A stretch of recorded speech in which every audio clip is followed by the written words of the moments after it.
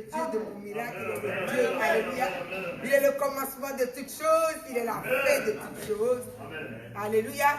Au milieu du commencement, c'est-à-dire que le début c'est le commencement, et entre le commencement et la fin, c'est là que sort le géant. Amen. Alléluia. Celui qui croit sort géant, et celui qui ne regarde qu'à lui et que Dieu doit faire des choses que pour lui, des fois il sort médiocre. Dis ça, c'est pas moi ça. C'est pas moi ça. Moi je sors géant. Alléluia. Donc la Bible est en train de nous dire dans le psaume 30, tout ce temps-ci je vous le donne. Vous savez, je vous dis toujours, quand Dieu commence à prononcer quelque chose, ça veut dire qu'il est venu changer la chose. Après, il faut l'accepter. N'attends pas seulement qu'on le prononce jusqu'à un jour, ne le prononce plus et tu es pareil. Tu dois saisir ce que Dieu nous donne toujours. Amen. La Bible nous dit dans le livre de Psaume 30, Alléluia, et tu as changé mes lamentations en allégresse. Ça veut dire que la tristesse de quelqu'un se change en allégresse. L'échec de quelqu'un se change en victoire. Alléluia. Donc nous sommes dans le temps des changements. Entre pleinement et reçoit. Il est venu changer nos lamentations, mes grosses blessures. Alléluia. En de la guérison. Un cœur blessé qui devient un cœur de joie, un cœur d'assurance, un cœur de foi. Dis amen avec moi. Dis amen avec moi.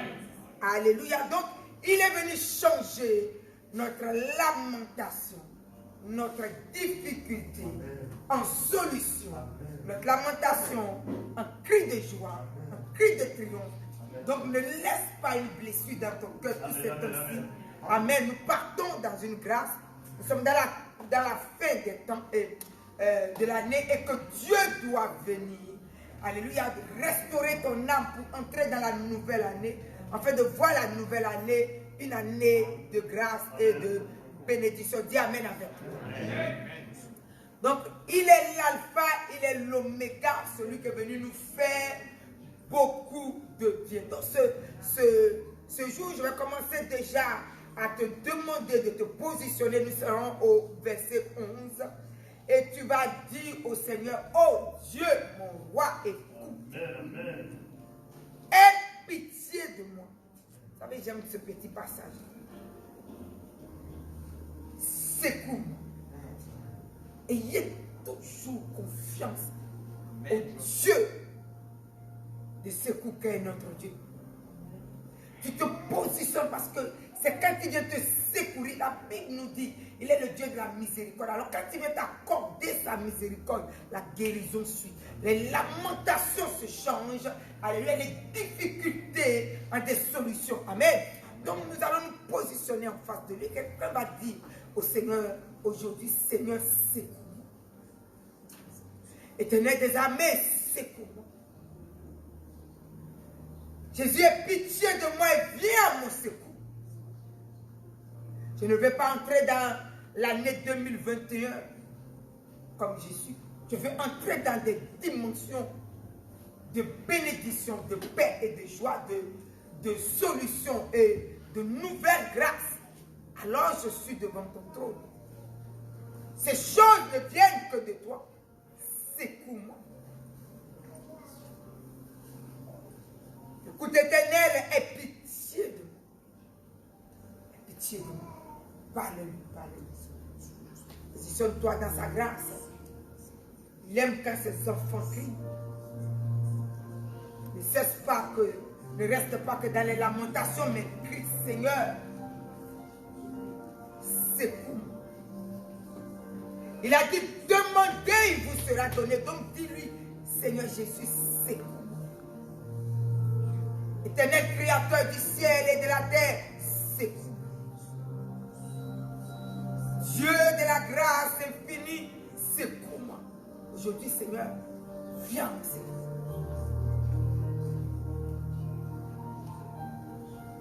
Viens à mon secours. Tu es mon Seigneur, tu es mon Dieu. Tu es mon sauveur. Tu vois mon lendemain. Tu as vu mon passé. Tu vois aujourd'hui. Et toute l'avenir devant le trône de ta grâce. Secoue-moi. Que ta main de secours, ta main du Dieu sur lequel je m'appuie, secoue ma vie aujourd'hui. Mon refuge, secoue-moi. Mon secours, Jésus, qui ne manque pas quand j'ai besoin, quand j'en ai besoin, quand je suis dans la détresse, secoue-moi. Alléluia, parlez à votre Dieu. C'est votre Seigneur, c'est votre Papa, c'est votre Sauveur. Alléluia, celui qui vous a élu. Demandez-lui des secours. Toutes ces dernières semaines qui nous restent, ces derniers jours qui nous restent à finir l'année, secours. Secours ma maison, secours mon travail. Secours ma santé. Je secours de ma santé.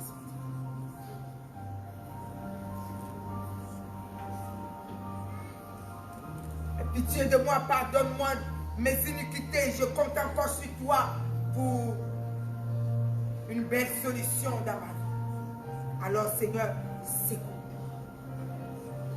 Ma maison est devant ton trône. Seigneur, étends ta main. Secoue ma maison. Mon conjoint est devant toi. Jésus, étends ta main. Secoue.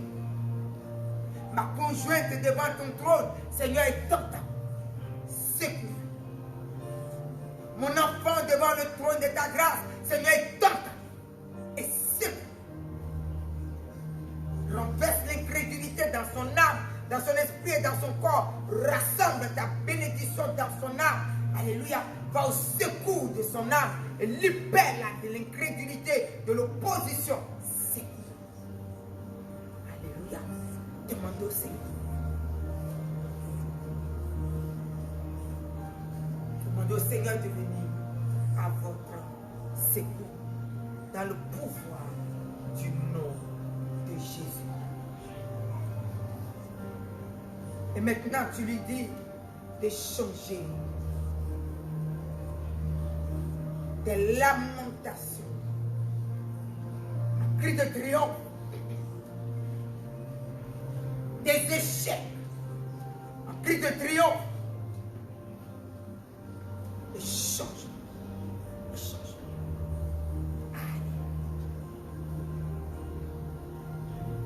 La Bible nous dit dans le livre d'Ésaïe, Jésus s'appelle, il est merveilleux. C'est pour cela que quand tu viens dans une vie, il rend la vie merveilleuse. Il rend la vie merveilleuse. Là où il n'y avait plus de solution, où on se dit, est-ce qu'on va encore vivre? Est-ce qu'on a encore une longue vie? Est-ce qu'on aura encore une santé? La Bible nous dit celui qui le croise, celui qui le croise, qui croise sur son chemin. Alléluia. Des espoirs viennent dans ta vie. Et tu as de l'espoir. L'espérance tombe dans ton cœur. Et tu vois que sa main a commencé. Personne ne peut venir dans sa vie et rester dans la malédiction. Personne. Alors commence à lui dire, tu changes. Jésus, tu changes. Mais lamentation, en joie, en allégresse, au nom puissant de Jésus. Au nom puissant de Jésus. C'est ton Seigneur, il a dit demander, il a dit demander, il a dit demander. Alors quiconque au son de ma voix maintenant demande. Et Dieu te l'accorde. Non. Que nous sommes venus à l'autel, alléluia, à la montagne de la prière de victoire, la prière exaucée, la prière, alléluia, qui a des solutions, qui donne des solutions. C'est à cette montagne que Jésus nous a, c'est lui Jésus-Christ. Quand tu le croises, il y a quelque chose. Et Seigneur a dit, j'ai mon serviteur qui est malade. C'est mon serviteur que j'aime, il est malade. Ma maison n'est pas propre pour t'accueillir. Mais comme je sais qu'en te croisant, tout change. Dis seulement un mot. Dis seulement un mot. Alléluia. Dis seulement un mot. Et mon serviteur sera guéri. Mon Dieu Jésus a apprécié ça. C'est ça la foi. C'est pas est-ce qu'il va m'exaucer. Ça c'est l'incrédulité. Alors sors de ça. Commence à dire seulement que tu sais que quand tu le croises, il va le faire. Le centenier savait qu'en le voyant, en lui demandant, il va le faire. Quiconque demande le reçoit. Donc il a dit Jésus, mon serviteur est malade. Mais ma maison est sale, elle n'est pas propre pour t'accueillir. Elle est dans toutes sortes de désordres. Dans une déviation pas possible, par contre, c'est toi qui dis. Ça va dépasser tout mon péché. Ça va guérir mes serviteurs. Alléluia. Commence à avoir la foi ce soir. Et dis à l'Éternel de dire. Jésus, si tu dis un mot seulement de ma part, un mot qui vient dans ma vie, un mot qui vient à mon sens, je serai transformé. Dis seulement un mot. Dis un mot. Dis Jésus. Et mes souffrances vont se transformer en joie. Jésus, dis un mot dans ma vie. Alléluia. Jésus, dis un mot dans ma vie. Jésus, je veux que tu chantes ce chant à notre roi des rois, mais dans une force, c'est la foi. Croire qu'il va dire un mot.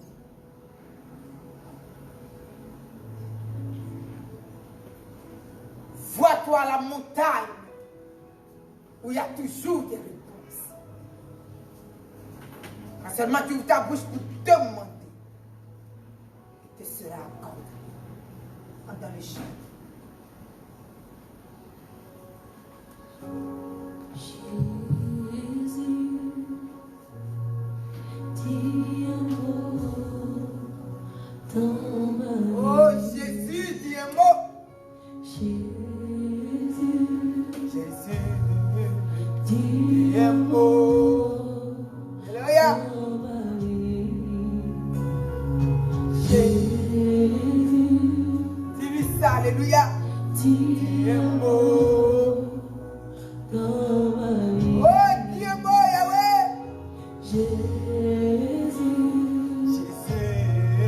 dis un mot. Oh, je serai guéri. Dis un mot. Dans ma vie, Yahweh, j'irai oui.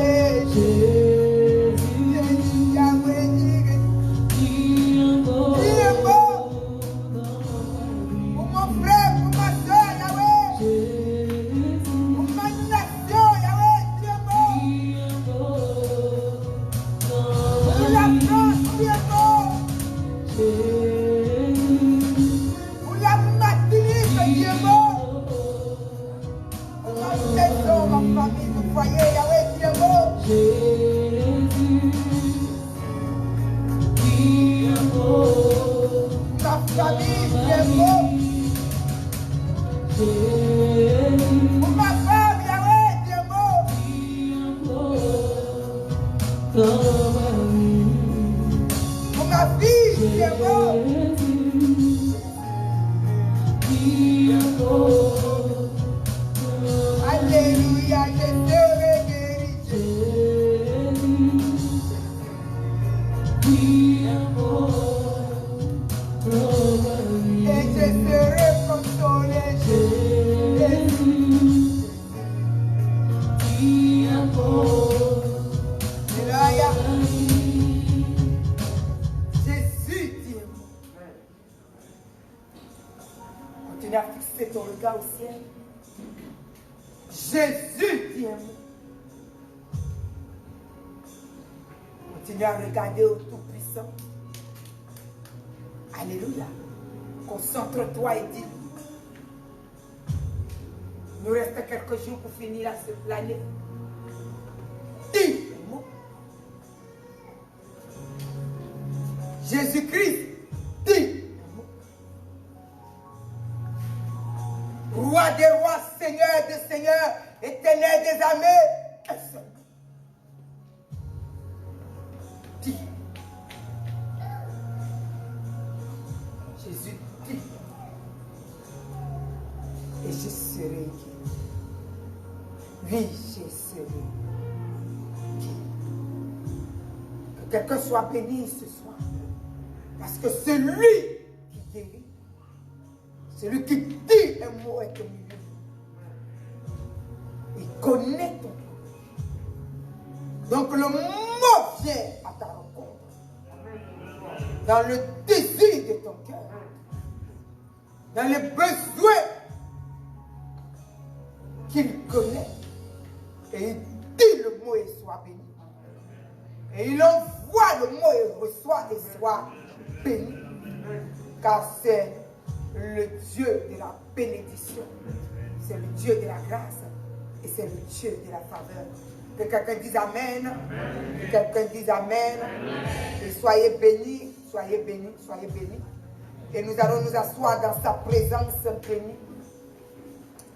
Dans le pouvoir du nom de Jésus. Merci Seigneur qui dit un mot aujourd'hui. Alléluia. Je vais dire à quelqu'un, aujourd'hui, nous sommes à la fin de l'année et Dieu nous a parlé de sa main rapide et sa main efficace. Alléluia. Sa main toute puissante qui opère. La main de Dieu opère dans la vie de celui qui demande. Donc aujourd'hui, nous allons parler de la puissance de la prière. Alléluia. Quand je monte sur l'autel de la prière, je me prépare et je vois tout ce qui est en train d'arriver. Je ne l'accepte pas, je ne les accepte pas. Peu importe comment la chose s'est élevée en hauteur pour m'envahir, pour m'attrister, ou pour me faire asseoir dans l'échec, je ne les accepte pas. Pourquoi? Parce que j'ai le maître de la solution comme Seigneur et Sauveur de ma vie. Si j'accepte toute chose, détruire ma vie, c'est que je suis insensé. Et comme je ne le suis pas, et que je refuse d'être insensé, alors je me prépare pour la nouvelle année. L'année compte 12 mois. Alléluia. Et si on doit compter les jours, vous savez ce que c'est. Et dans une année, tout peut arriver. Quelqu'un comprend ce que je dis? L'année dernière, nous étions comme ça en décembre, avec des grands projets. Sitôt que nous sommes rentrés en janvier, Les projets de beaucoup se sont arrêtés. La vie de beaucoup se sont arrêtés. On a commencé à nous annoncer une maladie quelconque. D'autres ont rigolé avec. Viens prier, ils se sont dit qu'ils n'ont pas besoin de Dieu. Ils gèrent toujours leur vie, ils ont l'habitude. Depuis des années, ils peuvent encore les gérer. C'est justement là que se pose le problème. La Bible nous dit, est-ce qu'un homme fait de chair peut aujourd'hui diriger ses pas? Vois-tu le lendemain pour diriger tes pas? Non. Il y a un seul qui nous a créés et qui peut diriger nos pas. Ni les forces de la voyance, ni qui que ce soit n'a le pouvoir de diriger nos pas. Non, j'ai à le voir un tel, il va voir pour moi. Tout ça, c'est que du public. C'est quand Dieu n'a pas encore décidé que l'autre a vu. Le jour que Dieu décide, ta vie s'arrête. Donc allons-y alors voir Dieu. Pour qu'il nous garde et que nous ayons une longue vie. Mais quand Dieu devient intelligent, Dieu amène avec nous. Celui qui détient la vie de tout homme et qui détient le souffle de tout homme, allons-y le voir. Soyons avec lui. Pas celui qui voit si j'aurai la vie, mais celui-là qui me l'a donné, qui l'a construit et qui a mis la vie en moi. Lui saura encore la prolonger. Alléluia. Parce que quelqu'un peut voir, on a vu des pronostics. Oh non, l'astrologie a dit que cette année comme ça, on a vu, ils sont tous morts. On a vu la mort. Tout ce que l'astrologie a dit, 0 pointé pipo, rien. Si Dieu n'a pas décidé, l'astrologie marche. Alléluia. Donc nous allons venir dans celui qui décide pour notre vie. Dis Amen avec nous. Alléluia. Un jour au métro, une dame m'a dit, je suis venue vous annoncer une bonne nouvelle, je suis diseuse de bonne aventure. J'ai dit, va dire ça à ta vie, pas moi. Moi, j'en ai pas besoin. J'ai le Tout-Puissant avec moi. Il décidera ce qui est bon pour moi. Elle me dit, mais je suis venue vous annoncer quelque chose de grand et vous avez refusé, et bien, je pars avec vous. J'ai dit, vous avez quelque chose de grand pour moi? Non. Vous êtes une personne comme moi. Vous n'avez rien de grand pour moi. S'il y a quelqu'un qui a quelque chose de grand pour moi, il n'y a que Dieu seul, me regarde. Je dis, seul Dieu a quelque chose de grand pour moi. Parce que vous-même, vous ne connaissez pas votre lendemain, vous n'avez rien de grand pour moi. Qu'on arrête de se mentir. Ni la nature, ni quoi que ce soit a quelque chose de grand pour nous. Par contre, celui qui a décidé et qui m'a créé et qui m'a formé dans le sein de ma mère, lui, il a quelque chose de grand pour moi. Donc je lui dis, non, ne vous inquiétez pas pour moi. Vous n'avez rien à me donner pour dire que je vais perdre mon temps à m'arrêter pour vous écouter. Je voulais vous dire simplement ça. Et tous les gens que vous voyez au métro, là, vous n'avez rien à leur donner.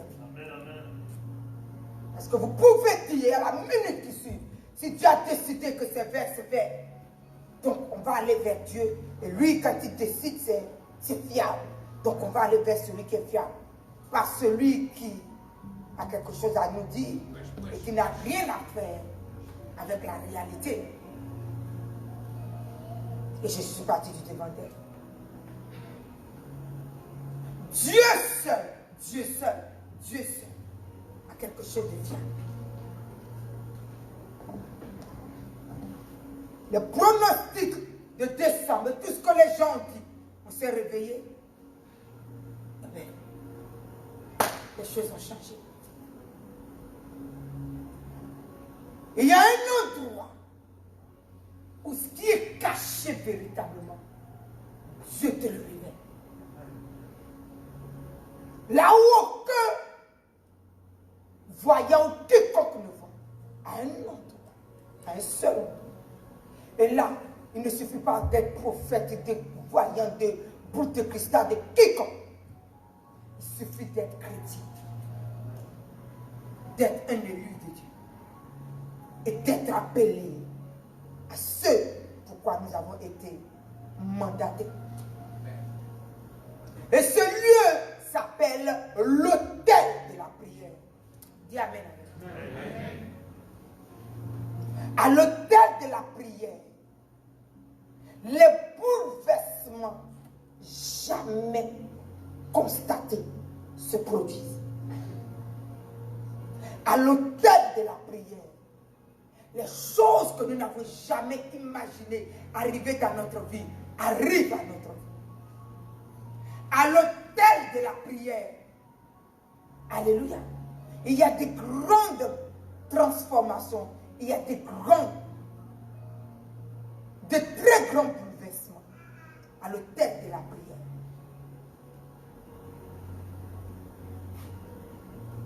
Alléluia. À l'autel de la prière. Parce que quand nous montons à cet autel, l'autorité perdue dans le jardin d'Éden, Dieu te le restitue. L'autorité perdue, Dieu te le restitue. À l'autel de la prière. La condamnation héréditaire s'arrête à l'autel de la prière. Les malédictions de foi dans lesquelles nous tombons parce qu'un jour nous sommes tombés amoureuses d'une femme ou d'un homme et nous entrons dans un lieu où nous ne connaissons pas, nous avons vu la beauté de la femme qui nous a attirés, nous avons vu la beauté de l'homme qui nous a attirés. Mais derrière cette beauté, qu'est-ce qu'il y a? Dans quoi cette beauté est née? Personne ne le sait. Alléluia. Vous savez, deux fois dans un lit, nous perdons toute notre vie. Et la destruction tombe sur nous dans un lit. Alléluia. Parce que la beauté qui est arrêtée devant toi ne signifie pas dans le spirituel que ce que nous voyons physiquement est pareil.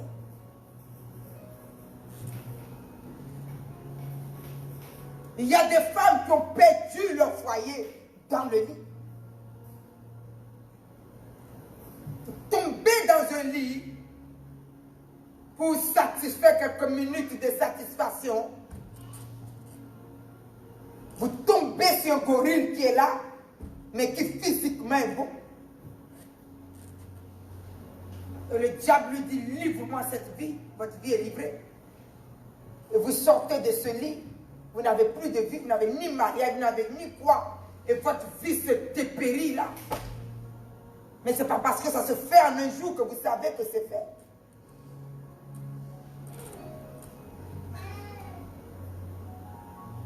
Aujourd'hui, le monde est fait de sorte que nous avons besoin d'un sauveur. Alléluia. L'ennemi est là et ce n'est pas, il n'a pas deux cornes à son fond. Il est très beau. Elle est très belle. Mais à l'autel de la prière, les malédictions de ces gens tombent à l'autel de la prière. Et la vie nous est redonnée. Ce que Dieu nous a donné, qui est permis à l'ennemi de venir dans notre vie, nous est redonné. Alléluia. À l'autel de la prière, une vie de rien, une vie simple, une vie de condamné, une vie de difficulté, une vie de malédiction, une vie qui est venue pour souffrir. À l'autel de la prière. Alléluia. À cet autel, la plénitude de la transformation bouleverse cette vie en une vie de gloire, en une vie noble, en une vie bénie, en une vie de gloire, de grâce, en une vie de restauration. À l'autel de la prière. Alléluia. La vie sans autorité, criblée de toutes sortes de destructions, retrouve l'autorité par n'importe laquelle, mais du Dieu créateur du ciel et de la terre qui lui est communiqué. Alléluia. Et les ténèbres vous connaissent. Alors votre vie entre dans une grâce et nous disons Amen. Alors ce matin et cet après-midi, nous allons regarder à l'autel de la prière l'autorité que nous pouvons acquérir et qui peuvent nous aider à entrer dans une nouvelle année. Et quand la destruction vient, nous pouvons regarder en face la destruction pour lui dire de dévier vite. Parce que nous ne sommes pas égorgés. Et vous savez que tous ceux qui sont de Dieu, tous ceux à qui Dieu donne la puissance de l'autorité, les ténèbres vous connaissent. Ils savent que vous avez reçu de Dieu. Et vous avez pouvoir sur leur vie. Car Jésus est venu payer le prix que Christ a payé à la croix pour te donner le salut. N'est pas seulement que tu t'asseyes sur les bancs et que tu meurs et que tu ailles au ciel, non. Mais l'autorité que Christ est venu nous donner sur la terre, c'est une autorité pour nous protéger. Mais c'est une autorité pour faire face à la destruction d'aujourd'hui et à la destruction à venir. Alléluia. Donc c'est à nous d'entrer pleinement dans cette valeur. Mais pour l'acquérir et être embrasé de cette autorité que donne Dieu, c'est à l'autel de la prière de Dieu. Pas n'importe quel Dieu. Pas trouver une statue, te mettre devant la statue et commencer à prier pour dire oui, c'est Saint Anne, c'est Saint Joyeux, c'est Saint Jésus, c'est Saint. Sors de là, sors de là. La Bible nous dit de ne jamais prendre les choses qui sont dans les cieux. Alléluia. Et les créer en statue et prendre le nom de Dieu pour mettre sur leur vie. La Bible dit non. Mais quelqu'un doit s'engenouiller pour prier en esprit, en vérité, à son Dieu et Dieu. Dieu n'est pas dans une statue, ni dans une photo. Non, il me faut la photo de Jésus. Ah bon? Parce qu'à l'an 2020, quelqu'un connaît Jésus et a pris la photo. Sortez de là. C'est dans cette déviation que Dieu n'a pas voulu nous laisser. Il veut que tu crois. Et croire, c'est pas aller voir. Il dit, ce n'est pas par la vue que nous allons être sauvés. Notre croyance n'est pas par la vue, parce que je vois, mais parce que je crois. La parole de Dieu, elle est venue pour me donner la description de la puissance de ce Dieu. Et là où je dois l'acquérir, et là où je dois être, que Dieu me remplisse. Alléluia. Parce qu'il sait que s'il doit nous dire d'aller voir à un arbre ou à quelque chose, chaque personne va venir avec un arbre vert, orange, blanc, vert, pour dire que c'est Jésus. Pour égarer notre âme à l'égorgement gratuit. Amen. Alors la Bible est en train de nous montrer la force de la grâce, de la bénédiction. Dans Actes chapitre, allons-y, dans le livre des Actes des Apôtres, dans le Nouveau Testament.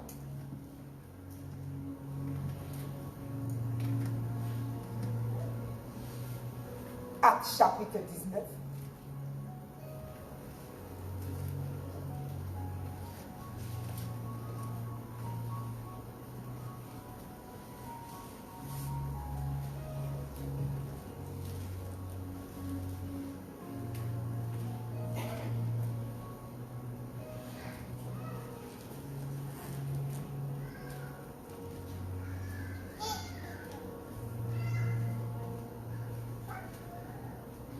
Alléluia. Au verset 13, Dieu nous dit quelque chose dans Actes chapitre 19. Quelques exorcistes juifs ambulants essayaient d'invoquer sur ceux qui avaient des esprits malins le nom du Seigneur Jésus-Christ en disant, je vous conjure par Jésus que Paul prêche. Ceux qui faisaient cela étaient les 7 fils de Séba, juif, l'un des principaux sacrificateurs. L'esprit malin leur répondit, je connais Jésus et je sais qui est Paul. Mais vous, qui êtes-vous? Quelqu'un comprend cela? Et l'homme dans lequel était l'esprit malin s'élança sur eux, se rendit maître de tout,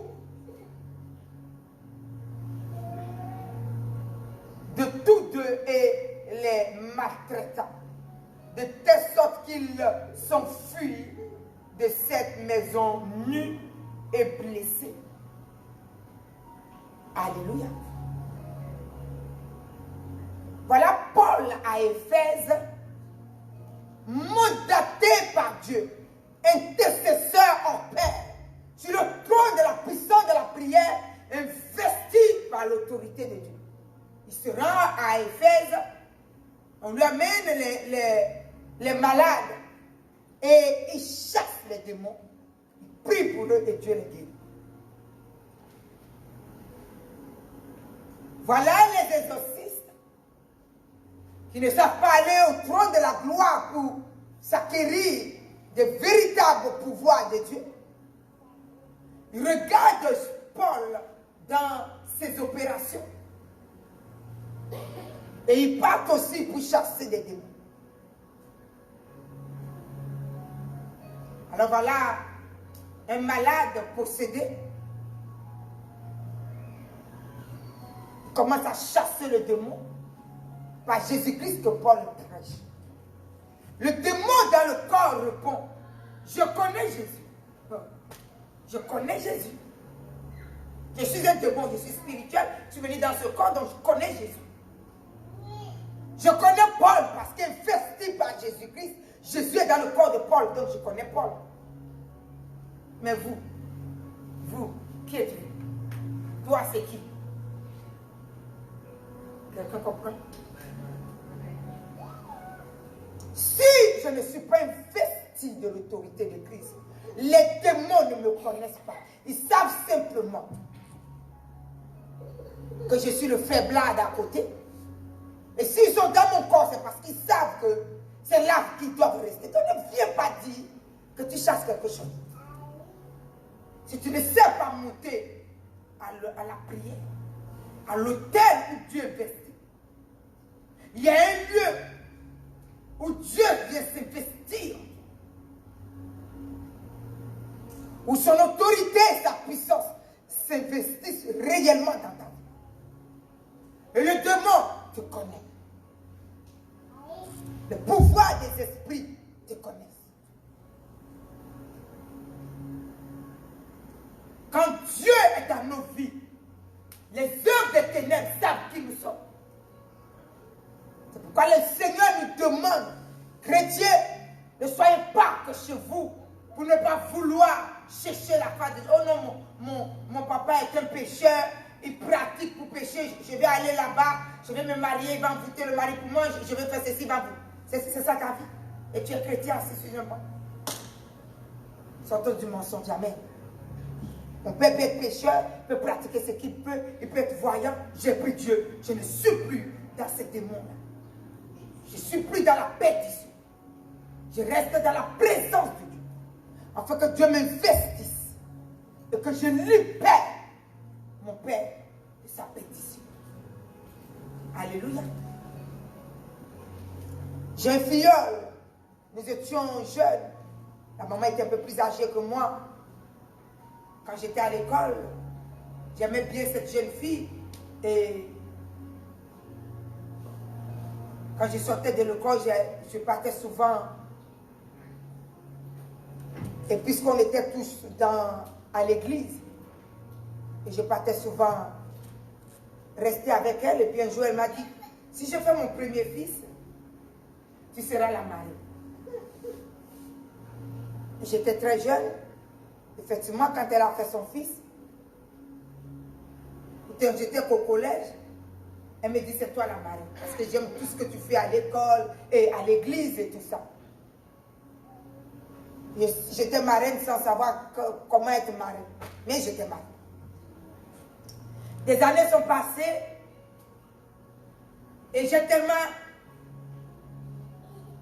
aimé le Seigneur que quand cet enfant est né, je lui dis comme ça, tu seras pasteur. Mais la maman m'a vu très jeune, donc elle ne sait pas que je suis en train de... Ce que je disais, Dieu l'écoutait. J'ai dit, tu seras pasteur. Chaque fois que j'avais le bébé sur moi, j'ai dit, tu seras pasteur, tu seras un grand pasteur. Tu seras pasteur, tu seras un grand pasteur. Voilà que les années sont passées et je suis partie très jeune. Mes parents, mon frère m'a fait partir en Europe, donc je ne suis plus là. Entre-temps, la maman a dévié avec sa grande soeur dans toute une histoire bizarre.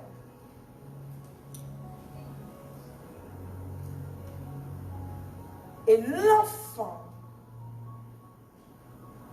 grandissait et aimait Dieu. La maman a beau amener l'enfant, oui, je veux que tu sois là comme ça, et que l'enfant ne veut pas entrer là où sa maman l'a amené. Il a dit, moi je n'aime pas, je ne veux pas entrer là. Ne me force pas, sinon je vais crier. Je ne veux pas entrer là. Et un jour, la maman qui me sort cette phrase et qui me dit, mon Dieu, mais Déborah, j'ai pensé que tu étais enfant, je voyais que tu prononçais des choses sur mon fils. Et j'ai vu que l'enfant est complètement ancré dans Jésus, comme toi, toutes les histoires que tu faisais quand tu étais jeune, l'enfant est dedans. Mon Dieu, je n'aurais pas dû te donner mon enfant comme mon marraine. J'ai dit, c'est déjà trop tard. L'enfant a déjà 2 ans et c'est tout. Et puis je n'ai plus les nouvelles de sa mère, des années sont passées. 2007, je voyage.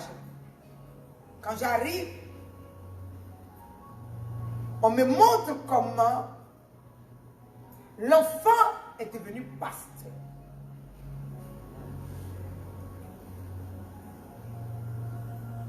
Et quand je vais à l'église, je trouve sa mère à l'église. Je lui dis, mais on m'a dit que tu as dévié dans quoi? Qu'est-ce qui t'est arrivé? Elle me dit, laisse comme ça. Je n'ai pas posé de questions. Et le fils qui a appris que je suis venu a dit à sa maman, je viens lui faire la surprise. Ne lui dis pas que je viens. Et l'enfant vient me faire la surprise. Mon Dieu, j'étais content. À ce temps, je ne savais pas encore que l'enfant était pasteur. J'étais tellement content, il est tout jeune. Au moment où il est venu me faire la surprise, il avait que 19 ans. Il était déjà établi pasteur dans une église. Et j'étais tellement contente de le voir. Je le prends dans mes bras, et l'enfant me sort une phrase. Il me dit, tu sais ce que je fais? J'ai dit, que fais-tu? Il me dit, j'ai choisi tes traces. C'est vrai que tu n'étais plus là. Mais quand j'allais à l'église, on me parlait toujours de toi et de ta jeunesse. De comment tu aimais Dieu. De comment tu étais au devant des enfants. De comment tu dirigeais toutes choses. Et on me disait, ta marraine, ah ouais, c'est une femme fiable dans les choses de Dieu. Et j'ai désiré être ce que ma marraine était, même si elle n'est plus là. J'ai désiré être. Et je suis devenue pasteur. On m'a il n'y a pas trop longtemps. J'ai dit, loué soit Dieu. J'ai félicité cet enfant et j'étais tellement contente. Et c'est lui maintenant qui va me sortir une phrase, qui va me dire certaines choses. Il me dit, tu sais que ma mère avait dévié. J'ai dit, oui, mais quand je suis venue, je lui ai demandé.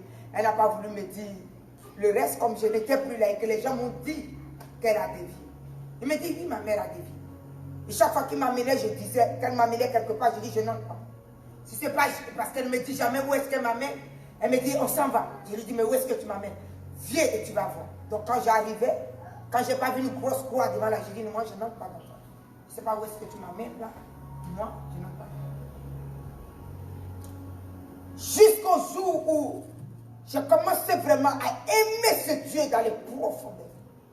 Et je suis devenue intercesseur et ça m'a donné quelque chose, puisque tout ça était mon ministère. Et Dieu m'a investi de son autorité et m'a montré comment je devais délivrer ma mère et sa soeur.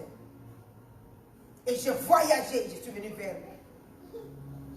J'ai renversé leur table de sorcellerie. J'ai brisé leur forteresse. J'ai déclaré à ma mère, mets-toi en genoux. Si tu veux pas aller en enfer, sors de tout ça. Mais j'avais préparé déjà tout ça avec Dieu. Et ma tante a sorti une phrase. Tu ne sais pas ce que tu es en train de renverser. Parce que ce pouvoir-là est plus fort que toi. J'ai regardé ma tante dans les yeux, je lui ai dit, il n'y en a aucun de plus fort que Jésus. Aujourd'hui, la maison est libérée. Et tu es libéré et ma mère est libérée. Et je me suis levée en prière. Je suis restée 3 jours. Et ma tante même est venue me dire, je quitte le mal. Et j'ai prié pour elle. Et elle est retournée à l'église. J'ai prié pour ma mère. Et j'ai délivré ma vie. Elle a beaucoup vomi. Mais elle a été libérée de force de ténèbres. Et aujourd'hui, elle est devenue ta copine que tu connaissais quand tu étais enfant. Elle est retournée à l'église. Quand j'ai fini la délivrance, je suis reparti. Et 7 mois après, Dieu a parlé à l'homme de Dieu qui a voyagé et il est venu et ils m'ont oint. Alléluia. Des fois, nous avons nos enfants 17 ans, 18 ans. Ah, ils sont trop enfants. Ils sont trop enfants. Mon ami, tu ne sais pas quand Dieu veut l'investir. Tu ne sais pas. Donc, laissez vos enfants être investis par la présence de Dieu. Ça nous sauve demain. Ça fait quoi? Ça nous sauve demain. Sur l'autel de la prière. Sur l'autel de la prière.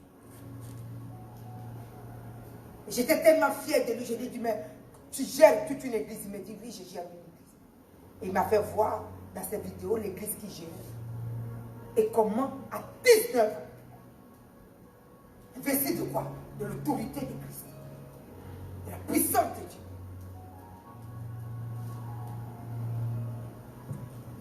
Ne rigolez pas avec les choses que Dieu a mis dans vous. Montez à l'autel de la prière. Dieu vous investit. Et vous retournez dans votre famille. Et vous rendez la famille libre de forces des ténèbres qui règnent dans cette famille. Alléluia. La Bible ne dit pas investi de l'autorité. Et voilà que Paul chasse des démons. Mais est-ce que ceux qui sont allés chasser les démons dans la vie de cet homme connaissent Dieu? Non. Ils connaissent Jésus-Christ? Non.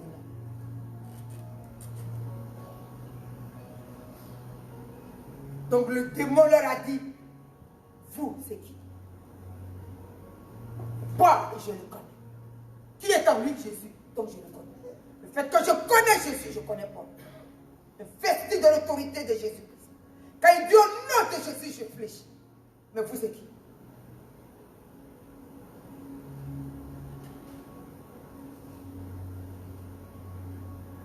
Alléluia. Donc vous voyez qu'aujourd'hui, à l'autel de la prière, Dieu a besoin de vous. Pour changer vos lamentations en joie, Dieu a besoin de vous. La Bible nous dit le démon est sorti. Qu'est-ce qu'il a fait? Il a blessé tous ces gens. Les a frappés et les a blessés. Il a fait quoi? Il les a détruits. Ils sont pas. Les 2 fils de Séba sont partis habillés pour chasser les démons. Ils ont fui devant des démons nus.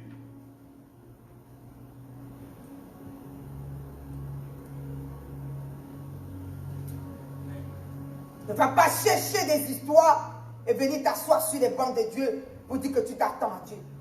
Connais Dieu. Connaissez Dieu. Alléluia. Et dans ce temps-là, c'est pour ça que souvent je dis aux gens, c'est bien que je prie pour vous. Mais vous-même, aimez la prière. Soyez investis de ces prières. Levez-vous et parlez à l'Éternel. lever, plus vous allez construire l'autorité que Christ est venu vous donner. Vous lisez votre Bible, vous investissez. Alléluia. Et Dieu opérera dans votre vie. Il y a des choses qui ne vont pas et que Dieu a besoin de vous sauver. Vous devez donner l'ordre et quelque chose doit pouvoir se lever. Vous imaginez quelqu'un vient, il a 2 degrés de pouvoir, il vient et puis persécute votre vie.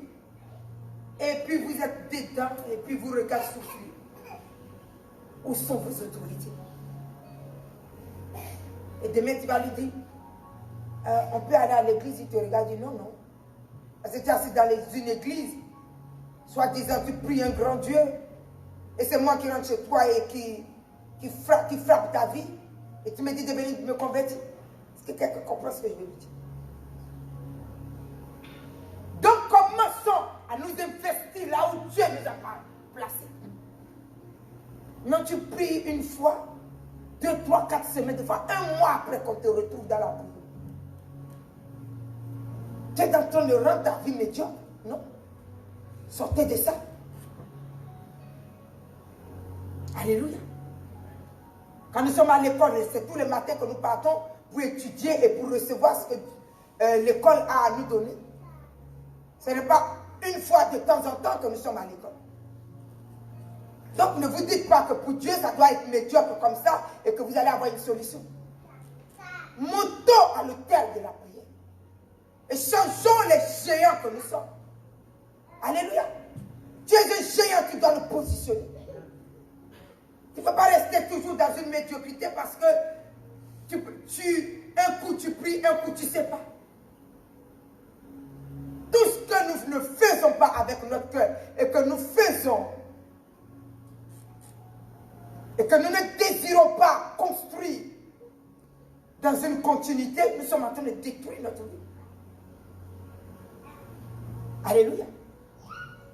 Si je commence la prière aujourd'hui, je ne m'arrête plus. Quand tu commences ta prière, ne t'arrête plus. Afin que quelque chose qui est levé fasse silence. Que quelque chose qui est venu détruire fasse silence. Est-ce que quelqu'un comprend ce que je suis en train de dire? Donc soyez investis de la puissance de la prière. Soyez investis de l'onction de la prière. Soyez investis de vous lever au trône de la prière. Afin de regarder à votre vie et de commander à ce qui s'est levé. De faire silence maintenant. Et la chose fait silence. Dis amen, amen. Nous sommes venus à la grâce de la bénédiction. Il n'y a pas d'âge pour que Dieu nous investisse. Il n'y a pas d'âge. Mais soyons fidèles. Chaque chose que nous faisons, faisons-les dans la continuité. Ne faisons pas quelque chose et c'est un autre jour après que nous voulons refaire et après nous nous disons, mais je n'y arrive pas parce que chaque fois que je le fais, je me sens faible. Mais c'est normal. Alléluia. Tu t'en rends compte sur le forgeron ou celui qui casse du bois. Aujourd'hui, il met le bois, il le casse avec la hache. Il revient 10 semaines après, il veut encore le casser. Mais avec quel bras il va casser? Alléluia. S'il lève la hache aujourd'hui, tous les jours, il faut qu'il la lève pour qu'après, la force lui revienne et qu'il puisse facilement lever la hache et facilement couper le bois.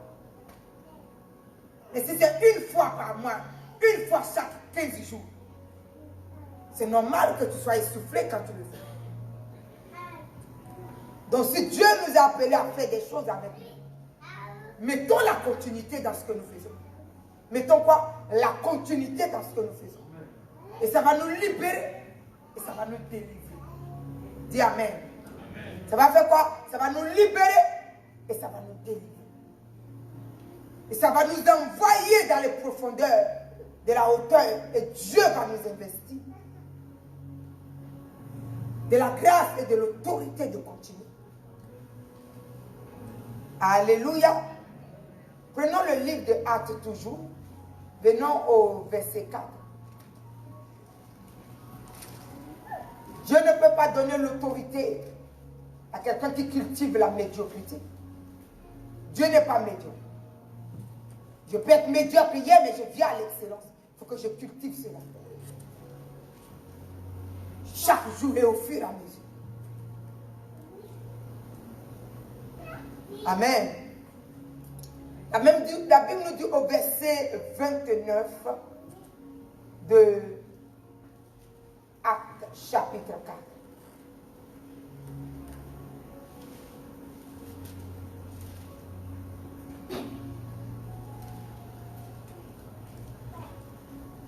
Au verset 29, Dieu nous dit quelque chose. Et maintenant, Seigneur, vois leur menace. Et donne à tes serviteurs d'annoncer ta parole avec une pleine assurance. En étendant ta main pour qu'il se fasse des guérisons, des miracles, des prodiges par le nom de ton saint serviteur Jésus. Alléluia. Au verset 31, la Bible nous dit, quand ils eurent pris le lieu où ils étaient assemblés tremblant, ils furent tous remplis du Saint-Esprit et ils annonçaient la parole de Dieu avec assurance. Alléluia. Qu'ont-ils vu?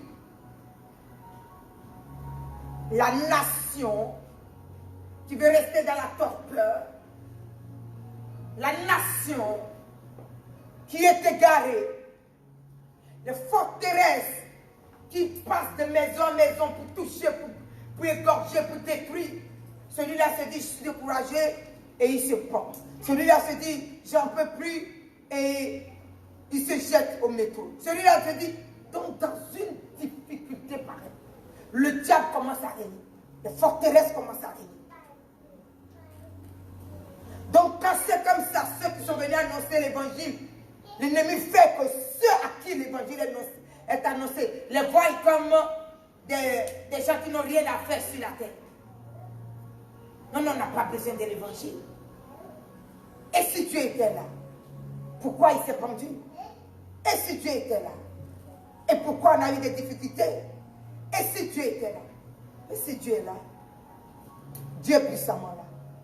Mais qui est-ce qu'il a pris pour se protéger?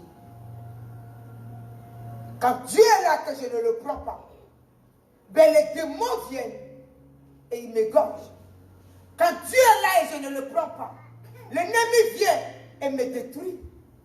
Quand Dieu est là et je ne le prends pas, l'oppression vient. L'esprit de mort entre. La mort subite s'installe. Est-ce parce que Dieu n'est pas là? Il est là. Mais je n'ai pas envie de le prendre. Donc la maladie vient s'installer. Je ne le veux pas. Donc la destruction s'installe. Je n'ai pas envie de le prendre. Donc l'autre vient s'installer. Est-ce que quelqu'un comprend? Donc ce qui doit s'installer s'installe. Et quand celui qui annonce l'évangile vient vers toi, tu penses qu'il veut perdre ton temps? Pourquoi? Parce que celui qui est assis pour te tuer dans peu de temps, pour t'amener en accident, pour t'amener dans la destruction, commence à te dire, tu n'as rien à faire dans ça. Il ne faut pas qu'il perde ton temps. Allez. Donc quand tu le regardes, tu le trouves misérable. Alors que le misérable, ce n'est pas celui qui est venu t'annoncer l'évangile. C'est toi qui viens de le renvoyer, qui bientôt n'aura pas de solution. Donc vous voyez qu'à l'autel de Dieu se trouve la puissance de la prière. Donc quand le peuple a commencé à se lever contre l'église, on ne veut pas de leur Dieu, on ne veut pas qu'ils annoncent l'évangile, on ne veut pas. Pendant ce temps, coronavirus égorge, les cancers égorgent, alléluia, la destruction égorge, l'homme se tourne vers l'homme, femme se tourne vers femme, et la malédiction, la dépendance est là. Mon ami, voilà pourquoi Jésus est venu pour te dire, prends l'évangile, et on va arrêter la main de l'ennemi. Mais quand eux, ils sont compris, qu'ont-ils fait? Ont-ils dit, bon, mais on leur prêche l'évangile, ils s'en foutent, et tout ça, et puis on nous menace de la prison, on nous menace qu'on est ceci, on nous menace qu'on n'est pas on perd le temps des gens et tout ça. Donc, nous allons nous retirer, ils vont se débrouiller, ils vont mourir comme ça. Non, ceux qui ont eu l'intelligence, ceux qui ont eu l'ouverture de cœur, se sont rassemblés. Ou à l'autel de la prière. Et ils ont commencé à crier. Seigneur, viens nous donner de l'assurance.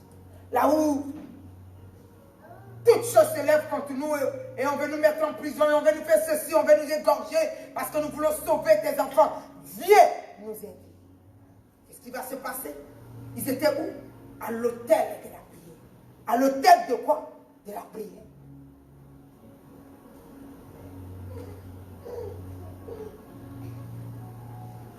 Et quelque chose va se lever. À l'autel de la prière, quelque chose va se lever. Dieu va descendre pour les investir. Alléluia. Et la Bible nous dit, ils sont remplis d'une pleine assurance. Amen. Parce qu'ils ont dit à Dieu de venir regarder la menace du peuple. Ils sont des sauveurs, ils ne sont pas des destructeurs. Mais le peuple est devenu une menace pour eux. Parce que les démons qui les possèdent et qui ne veulent pas partir et qui veulent les égorger font que ceux qui les écoutent les trouvent des gens sans valeur. Donc le peuple en danger les a trouvés comme ceux qui leur procurent le danger. C'est comme ça que le diable travaille, pour égorger. Comme ça tu ne prends pas Dieu et tu es dans la rébellion. Et moi quand je viens, je m'empare de toi. Et je fais de toi ce que je veux. Je te livre en accident. Je te livre en destruction. Je te livre là, je te livre là. Par contre, celui qui dit que Jésus sauve, Jésus ne sauve pas. Il faut arrêter cela. Mais le peuple s'est levé. Le peuple a été où? À l'autel de Dieu. À l'autel de la prière. Ils ont commencé à prier. Seigneur, viens nous enlever la peur de cette nation. Et la méchanceté. Peu importe ce que les gens disent. Laisse-nous aller avec assurance. Donne-nous une option fraîche. Donne-nous quelque chose de nouveau. Mais viens nous investir. Et Dieu est venu. Alléluia. Et la Bible nous dit, ils ont été remplis, investis de la plénitude, de la pleine assurance. Ils ont demandé à Dieu d'étendre sa main pour pouvoir leur donner la puissance de la guérison. Et Dieu est venu leur donner la guérison et des miracles et des prodiges. Par le nom de Jésus-Christ. Alléluia. Parce que la Bible nous dit quand ils supplient, quand ils ont pris, quand ils ont pris, le lieu où ils étaient, Dieu est descendu, le lieu a tremblé. Et ils furent tous remplis du Saint-Esprit. Car la Bible nous dit, ça ne sera ni par ma force, ça ne sera ni par ta force, ni par nos savoir-faire que nous pouvons être sauvés. Alléluia. Mais par le Saint-Esprit nous pouvons. Et le Saint-Esprit est descendu, les a investis de son autorité et de sa puissance. Alléluia. Et la Bible nous dit, ils annonçaient la parole de Dieu avec assurance. Alléluia. Et la Bible nous dit, quand tu continues, c'est ça le livre des Actes des Apôtres. L'œuvre du Saint-Esprit a été vue. La puissance de Dieu a accompagné les vies, les folies, les destructions, les malédictions, les condamnations. Les gens ont commencé à être libérés. Le peuple de Dieu a commencé à être affranchi.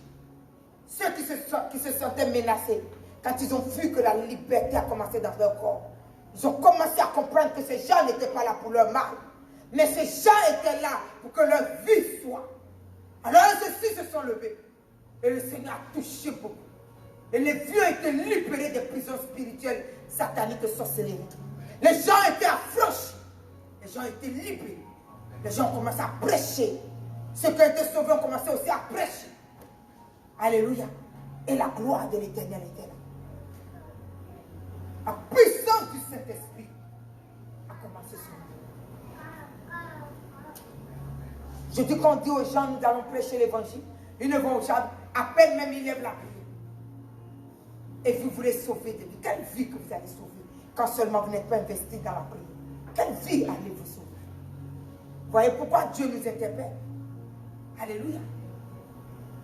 Nous devons être à notre poste pour être investis. Et maintenant, nous allons commencer le travail et quelqu'un va être libéré. C'est pas quand tu pars et ça va pas maintenant. Viens à l'église dimanche et maman Déborah va te recevoir. Toi, c'est qui?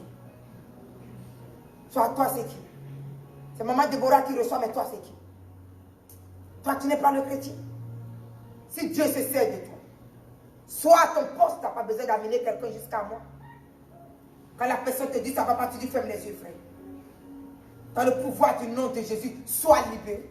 Pourquoi c'est à moi que tu amènes la personne? Donc vous voyez pourquoi Dieu nous veut à notre poste. Sinon nous allons être inutiles et nous allons aller chercher des gens. Alléluia. Et si ce jour-là, je ne peux pas prier pour la personne, mais la personne est là, attends. Et aujourd'hui, ce n'est pas tout, parce que Dieu vous a appelé aujourd'hui ensemble pour prêcher l'évangile. Donc Dieu sait que tu es capable, tu as la capacité de prier que quelqu'un soit libéré. Mais tu ne le fais pas, tu es dans la peur. Pourquoi? Parce que tu n'es pas à l'autel. Tu n'es pas à l'autel de la prière. Alléluia. Pour être rempli d'assurance. Qu'est-ce que Dieu leur a donné? L'assurance. Pourquoi? Parce que Jésus est venu, il a dit quoi? Ce n'est plus nous qui vivons, c'est qui vit en nous? Dieu. Alors nous allons partir dans un verset qui va t'aider. Devant nous, peuple de Dieu, et ne laissons pas ce que nous sommes se détériorer dans quelque chose de peur. Et nous avons rempli la terre. Et quelqu'un ne sait pas quelle solution avoir. Alléluia. Alors que Dieu t'a mis sur son chemin. Et il te suffit d'ouvrir la bouche. Et quelqu'un est dans la paix. Il te suffit simplement d'ouvrir la bouche. Et sa maison se change en solution. Il te suffit d'ouvrir la bouche. Et si tu n'es pas dans l'assurance, c'est parce que tu n'es pas à la prière. Où est-ce qu'ils ont obtenu la prière? Nous venons de le lire dans le livre de Actes chapitre 4, au verset 29. Alléluia. Au pouvoir de l'autel de la prière. C'est là que s'obtient ce qu'il nous faut. Pourquoi la Bible nous dit qu'ils ont prêché avec assurance? Parce que c'est quand tu commences à prêcher avec assurance que la personne qui est en face de toi, parce que c'est le Saint-Esprit qui travaille, c'est lui qui est là. L'assurance, c'est personne d'autre que le Saint-Esprit. Si tu n'en as pas, tu n'auras pas d'assurance. Si tu ne peux pas investir de lui, tu n'auras pas d'assurance. La preuve en est, le fils de Sévan. Ils n'avaient tellement pas d'assurance que le Jésus-Christ que Paul prêche, le Jésus-Christ que Paul prêche. Allez, les démons sortaient. Les démons ont trouvé que c'est osé. Alléluia. Ah bon? Tu ne sais même pas sanctifier ta vie, tu viens me chasser. Paul, je le connais. Il est toujours à l'autel de prière, sa vie est sanctifiée. Toi, c'est qui? Alors je suis bien au chaud pour amener l'autre à la mort, tu viens me chasser. Et toi-même, tu es dans la mort déjà et tu viens me chasser. Tu viens me déranger. Qu'est-ce qui s'est passé? C'est nu qui les a mis. Et ils ont fui devant lui.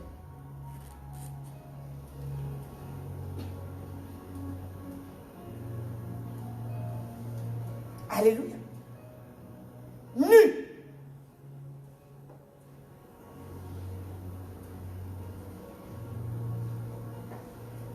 Quelqu'un est allé chasser le démon de quelqu'un.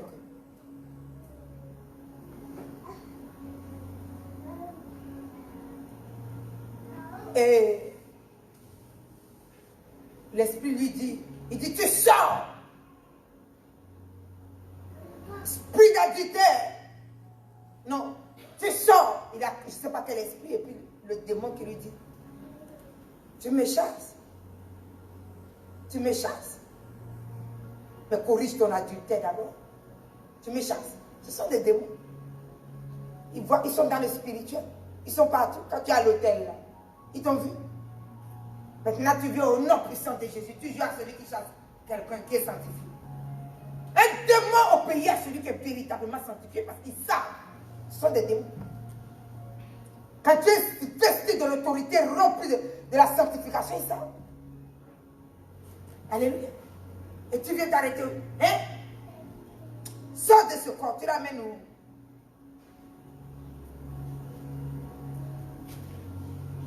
Quand un démon vient habiter un corps, il vient détruire le corps.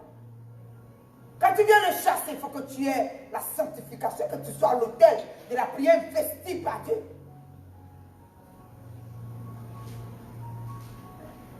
Et comme c'était au milieu de l'église qu'il était en train de chasser, eh bien, c'est au milieu de l'église que le démon l'a mis à nu. Et quelque chose qu'il fait, que sa femme sait.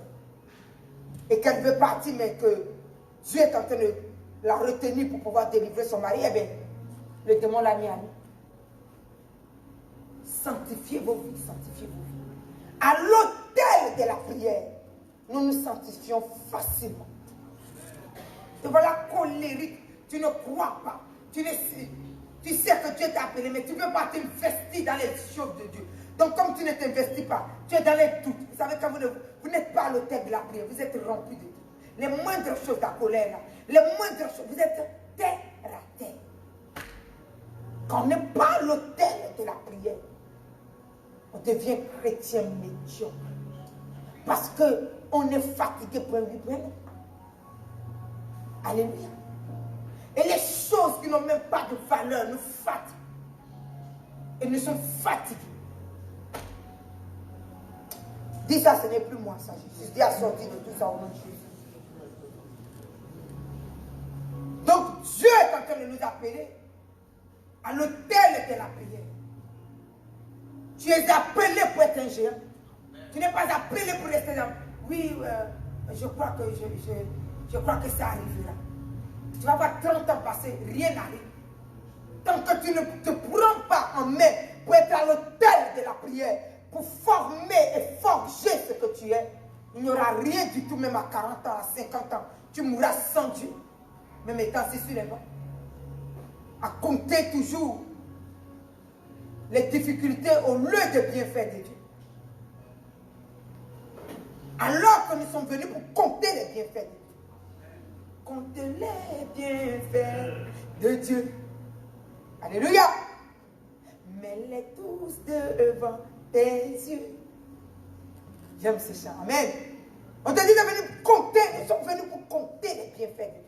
Mais si nous ne sommes pas à l'autel, nous allons compter. Vous préférez ne plus dire. Alors venons pour compter les bienfaits de Dieu. Dis Amen avec nous. La Bible nous dit, dans 2 Corinthiens chapitre 5, le verset 17, toi et moi, nous sommes appelés par Jésus-Christ. Quand nous venons à lui, que venons-nous faire? Nous venons au changement. Si quelqu'un est en Christ, il est une nouvelle créature. Les choses anciennes sont passées. Voici. Toutes choses. Quoi? Est-ce que c'est un peu? Toutes choses. Qu'est-ce que Dieu dit? Est-ce qu'il a dit certaines? Il dit toutes choses. Alléluia. Quand seulement nous venons et que nous prenons ce Dieu, nous l'acceptons pour Seigneur et Sauveur de notre vie. Et que Dieu vient dans notre cœur. Quelque chose se passe dans notre vie. Il dit les choses anciennes. Que dit-il? Il dit les choses anciennes sont passées. Et toutes les choses que Dieu est venu te donner et tu as mis en toi deviennent nouvelles. Ta vie devient nouvelle. Ta santé devient nouvelle. Ton âme devient nouvelle âme. Ton esprit devient nouveau. Tout en toi devient nouvel. Ta manière de parler devient nouvelle. Ta manière de réagir devient nouvelle. Ta manière de faire les choses devient nouvelle. Ta manière de penser devient nouvelle. Alléluia. Donc tu marches dans ce que la Bible appelle d'une nouveauté. Donc nous passons quelque part et nous sommes dans une vie nouvelle. Alléluia. Tout est nouveau. Tout est nouveau. Une nouvelle grâce est dans notre vie. Une nouvelle onction. Une nouvelle personnalité que nous devenons. Parce que le Dieu Jésus-Christ est en nous, Seigneur et Sauveur. Nous établissons dans une nouvelle gloire. Et mon ami, nous l'obtenons dans la puissance de la gloire en Jésus-Christ. À l'autel de la prière, tu vois cette valeur de nouveauté. Alléluia. Tu vois les choses anciennes qui sont vraiment passées. Parce que tu es à l'autel. Parce que quoi? Tu es à l'autel. Ah oui, mais tu sais quoi? Quand je suis arrivé à l'église, en l'an 1900, pasteur Déborah m'a fait du mal. Et jusqu'à aujourd'hui, ça n'a pas quitté mon cœur. Et tout ça, elle peut me dire qu'on devient nouvelle. Hein? Mais elle m'a fait des choses. Ce que j'étais fait, je ne sais pas qu'est-ce que j'étais fait, mais j'ai déjà quitté la chose et j'avance et je suis quelque part. Et te voici en 1900. Et tout ça, nous sommes en 2020. Mais quand seulement je pense à ce que Déborah m'a fait en l'an 1900, mais tu vas aller en enfer avec. Tu sais que tu vas aller en enfer avec. Qu'est-ce que ça te dit de venir me voir? Déborah, tu m'as fait quelque chose depuis 1900. C'est encore dans mon cœur. Donc, est-ce que je peux régler ce problème avec toi? Parce que Dieu m'a amené pour des nouvelles. Je suis passé à des nouvelles grâces. Que d'aller te mettre dans la malédiction, ça c'est la malédiction. Dieu appelle ça la condamnation. Quand tu t'es mis dans quelque chose comme ça, tu payes le prix de la condamnation et à un prix cher. Tu vas même te dire, mais comment? Dieu n'est pas avec moi. Non, il n'est pas avec toi. Parce que ça, ce n'est pas l'évangile. Alléluia. Ça, ce n'est pas l'évangile.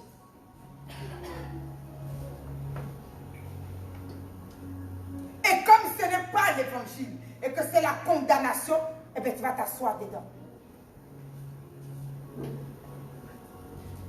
J'ai vu des gens me mépriser, j'ai vu des gens m'insulter. Mais mon ami, je passe à la rue, je les vois. Hé, comment vas-tu? J'ai fini avec toi. Et je ne fais pas semblant. Quand je dis, hey, comment vas-tu? J'ai fini là. Parce que ce n'est pas à cause de ce que tu es que j'irai en enfer. Ce n'est pas à cause de ça. Nous sommes des êtres humains. Quelqu'un peut te fois, mais nous pensons que la personne a fait, que la personne n'a jamais rien fait. Mais nos incrédulités, nos mauvais cœurs nous font croire que Dieu a quelqu'un à faire. Donc on quitte ça. Il faut quitter ça. La chose est faite, la chose est faite. Alléluia.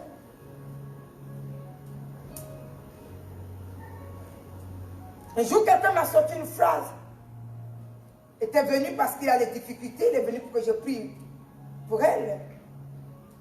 Elle m'a dit, j'ai vu que à chaque fois que vous prêchez, vous amenez votre main vers moi et que vous me regardez et tout ça, et vous parlez sur moi et j'en fais. Je regarde la personne, je dis, je connais toute ta vie, moi. Il me dit, mais c'est comme ça que j'ai vu la chose. J'ai dit, tu as vu que le diable t'a trompé et tu tournes en rond depuis.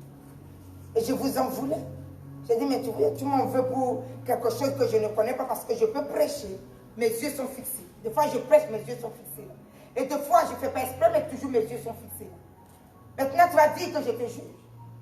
Alors que quand je prêche, je ne fixe pas quelqu'un, je fixe toujours la tête. Je vais toujours au-dessus. Mais si tu ne me regardes pas bien pour savoir qu'est-ce que je fais, tu vas penser que je suis en train de te fixer. Je fixe toi aux yeux de quelqu'un quand Dieu veut que j'aille aider la personne. Donc quand il me dit, regarde cette personne-là, je fixe ta personne. Mais je suis en train de prêcher. Tu as vu déjà que j'étais fixé, que j'ai amené ma main sur toi. Quand je prêche, donc je vais faire comme ça ne veut pas forcément dire que c'est toi. Vous voyez? Nos susceptibilités encastrées, encustrées dans quelque chose de malédiction. Et comme nous ne quittons pas ces choses, nous voyons toujours que c'est de nous qu'on parle. Et nous sommes dans une méchanceté, mais pas possible. Et nous voulons avancer. J'ai dit, vous savez, je vais vous donner une clé. Quelqu'un a vu Jésus une fois? Non. Personne ne l'a vu. Mais tu sais que Jésus, en qui tu vas voir Jésus, c'est moi qui l'ai placé là. Donc tu sais qui je suis pour toi? Une bénédiction. Jamais une malédiction. Le jour que tu m'as positionné en malédiction dans ta vie ne sera que maudite. Je vous dis une phrase. Ça peut vous choquer parce que je dis ça, mais c'est vrai. C'est ça l'évangile que je vous prêche. Le jour que tu viens t'asseoir et que tu me regardes et que tu dis, cette femme va me bénir, Dieu m'utilisera pour te bénir. Le jour que tu me vois en ennemi, tu as fermé ton ciel. Parce que le Dieu qui t'a amené, peu importe comment tu vas présenter, comment tu vas te lever, Dieu frappe la table. Parce que Dieu sait que quand il m'a positionné, je suis une bénédiction. Un jour, un frère m'a appelé pour me dire, j'ai ma voiture qui est en difficulté. Et le frère qui me dit, oui, je vais te la pièce que tu changes, j'ai ça, pasteur. Et je vais te donner la pièce et tu vas me donner telle chose. Et Dieu me dit, ne prends pas cette pièce. Je t'interdis de prendre cette pièce. Tu n'es pas à échanger à quelque chose. Toi, celui qui te bénit est béni. S'il a envie de la bénédiction, alors il te bénit tout simplement. C'est tout. Je l'ai appelé, j'ai dit, frère, je suis une bénédiction.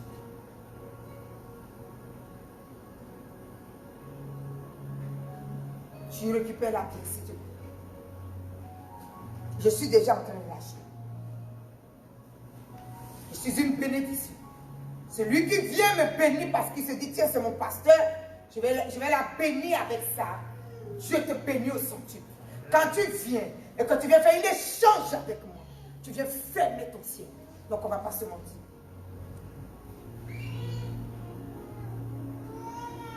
Il dit non, c'est parce que j'ai quelques difficultés financières. J'ai dit même, je suis une bénédiction. Je suis là pour te bénir. C'est pour ça que vous voyez que quelqu'un soit n'importe comment, je connais ton cœur de foi, mais tu viens et je libère la bénédiction sur toi. Je ne cherche pas à te, parce que je suis une bénédiction. Mais tant qu'à toi, tu es levé, Dieu s'élève contre toi. Parce que moi, je suis une bénédiction. Alléluia. Et après, le frère est venu, il me dit, tiens, prends. Et le contrat qu'il dit qu'il n'avait pas, Dieu a commencé à lui donner le contrat. Ne lui connais pas quand je suis devant. Je suis là pour être une bénédiction. Si tu me regardes comme une solution, la solution est dans ta vie. Elle se multiplie, elle se multiplie, elle se multiplie. Si tu viens et que tu me regardes comme celle qui n'est pas une solution, Dieu n'a pas de solution.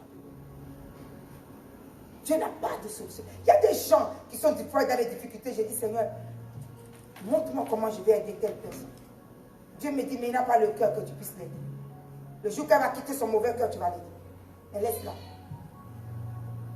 Pourquoi? Parce que c'est comme ça que tu penses. Donc, comme tu penses, si je suis une bénédiction, comment je deviens une bénédiction? Il y a des gens, Jésus aujourd'hui est venu nous sauver.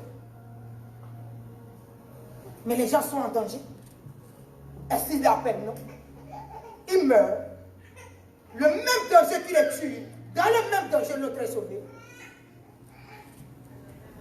La mer rouge s'est ouverte. Elle a sauvé tous ceux qui ont cru en Dieu. Tous ceux qui n'ont pas cru, cette mer rouge les a détruits. Et c'est une bénédiction.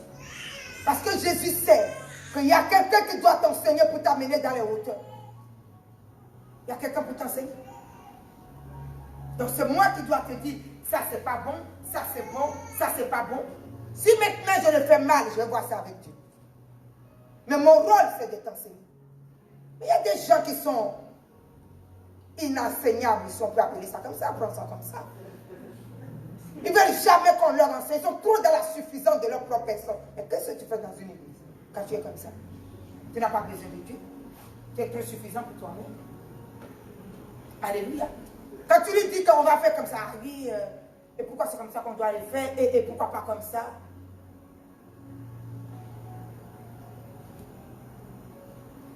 Nous devons avoir un cœur saint. Dieu nous amène aujourd'hui à un cœur très saint. Le cœur qui est saint entre dans les véracités de la grandeur de Dieu. Nous sommes venus à une puissance. Nous ne sommes pas venus à la malédiction. Nous sommes venus à la hauteur. Mais avec Dieu, le mauvais cœur n'entre jamais dans une hauteur. Alléluia. La mesquinerie n'entre pas dans certaines choses. Nous devons être vrais pour entrer quelque part. Si je t'enseigne quelque chose que je ne suis pas vrai, je n'irai nulle part. Donc le travail que je fais, je dois payer dessus. Alors tu ne vas pas venir puis je te flatte. Il y a des gens qui viennent, oui, tu sais, c'est comme ça, et tout ça. Puis ils attendent que je puisse les flatter. Non, je ne vais pas te flatter. Je ne vais pas te flatter. Et ça, c'est comme ça ne sera pas autrement. Alléluia. Et si moi, je t'enseigne l'évangile, je dois aussi hériter le royaume des cieux. Donc, je ne vais pas te flatter. Tu es assis devant moi, tu es devant moi. Tu es force comme un rat et puis tu me flattes. Et puis je suis là, je dis, bon, on va se flatter ensemble. Non, je ne vais pas aller en enfer pour toi. Donc, des fois, je choque des gens quand je leur dis certaines choses. Ils ne sont pas contents, mais ce n'est pas grave. Au moins, Dieu a vu que je te l'ai dit. Alléluia. Aujourd'hui, il y a l'évangile qui est prêché. Les gens n'entendent plus les bonnes choses qui viennent de Dieu. Comment ils doivent changer? Ils veulent que, comme quelqu'un qui est venu pour me dire, je veux que vous priez pour moi. J'ai prié, Dieu l'a guéri. La personne ne venait plus à l'église. Combien de temps la personne est revenue? Oui, j'ai des bobos, je suis venu, je veux encore que tu pries pour moi. J'ai prié et je lui ai dit, tu vas apprendre à prier maintenant. Parce que c'est nécessaire pour toi. Pour que demain tu saches toi-même demander à Dieu. Ah oui, si tu n'as pas envie de prier pour moi, tu ne pries pas pour moi et tout ça. Pourquoi tu dois me dire que je dois prier? Tout ça parce que je t'ai demandé la prière. Je dis, laisse-moi te dire une chose. Quand demain tu reviens, tu ne me trouves pas à l'église. Quelqu'un va prier pour toi? Est-ce que quelqu'un va prier pour toi? Oui, mais il y a quand même une soeur quelque part. J'ai dit, il faut qu'on arrête de se mentir. Il y a un temps où Dieu voudra que je prie. Mais il y a un temps où Dieu veut que je t'enseigne la prière. Parce que demain, te voilà, peut-être en train de partir à l'hôpital ou au travail, ou te vois un danger. Dis-moi, tu vas dire au danger, mon Dieu, est-ce que Pasteur Déborah peut venir regarder ça pour chasser ça? Est-ce que j'ai deux yeux derrière ma nuque pour aller regarder là où tu es? Non, mes yeux sont devant. Si Dieu ne l'a pas permis que je voie, tu mourras ce jour. Tu n'auras pas le temps d'arriver à l'église. Mais si tu sais prier, si seulement tu es à l'hôtel de Christ et que tu sais prier, tu vas dire au nom de Jésus, silence. La voiture va s'arrêter. Tu n'as pas sauvé ta vie. Maintenant, elle me regarde. J'ai dit, tu vois pourquoi je dois t'apprendre à prier. Ce n'est pas parce que je n'ai pas envie, ce n'est pas orgueil, c'est mon ministère, je peux prier pour toi. Mais quand j'ai prié 10 fois pour toi, que tu ne sais pas prier, et que demain tu es devant un danger, quelque chose de simple que tu peux chasser, et tu vas aller chercher que quelqu'un vienne prier pour toi alors que tu peux.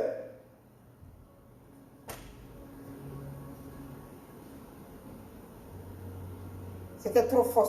Vous savez, il y a l'orgueil dans les gens. C'est noir comme pas de police. La personne est passée. Je l'ai déclaré, j'ai dit ton orgueil noir quitte ta vie. Elle est sortie jusqu'à elle est revenue. Elle m'a dit, je te demande pardon.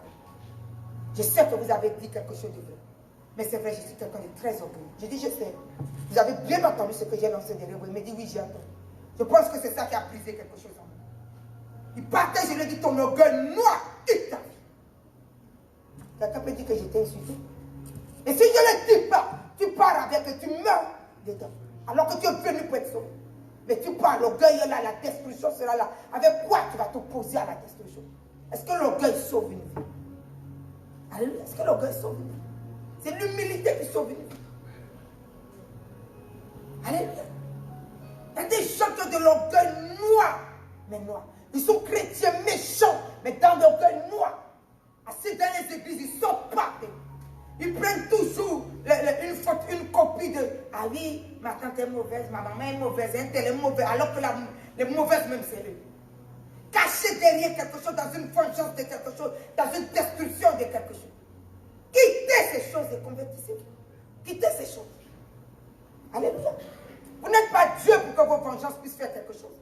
Parce que la vengeance que tu as levée, quand celui de Dieu se lève, toi tu connais le prix. Parce que quand nous sommes dans l'orgueil, nous ne pensons pas. Ah oui, je vais t'avoir. Mais tu sais, quand Dieu m'a établi là, il m'a lâché. Quand Dieu m'a établi, il m'a quitté. Non, il est avec nous. Donc quand tu commences à te lancer ce défi, tu sais qu'est-ce que tu fais à ta vie. Vous voyez pourquoi on peut venir à l'église et puis beaucoup sont assis dans les églises en voulant des pasteurs et ont complètement séché leur vie sur les bancs. Ce sont des mensonges qui t'ont cela. Ton pasteur peut te reprendre, mais ça ne veut pas dire que la chose doit forcément t'arranger. Si aujourd'hui mes réprimandes doivent toujours t'arranger, c'est que ce n'est pas de Dieu, c'est que c'est moi. Alléluia. Dieu doit nous reprendre, Dieu doit nous reprendre. Ça fait partie de notre efficacité, Dieu doit nous reprendre. Et si aujourd'hui Dieu ne nous reprend pas, alléluia. Alors qui va nous sauver? Vous vous êtes demandé ça? Dieu doit nous reprendre. Je suis une femme de Dieu, mais Dieu me reprend toujours. Donc toi qui es la brebis, Dieu ne va pas te reprendre. Alléluia. Dieu doit nous reprendre. C'est ça qui fait notre grandeur. C'est ça qui fait notre hauteur. C'est ça qui fait notre force. Donc les réprimandes ne doivent pas nous détruire. Nous devons être au trône de la prière. Si tu n'as pas compris quelque chose, tu vas prier. Alléluia. Si tu ne comprends pas quelque chose, mais va prier.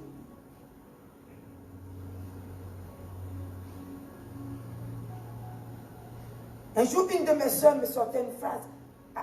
Quelqu'un qui est mort, que je connaissais, et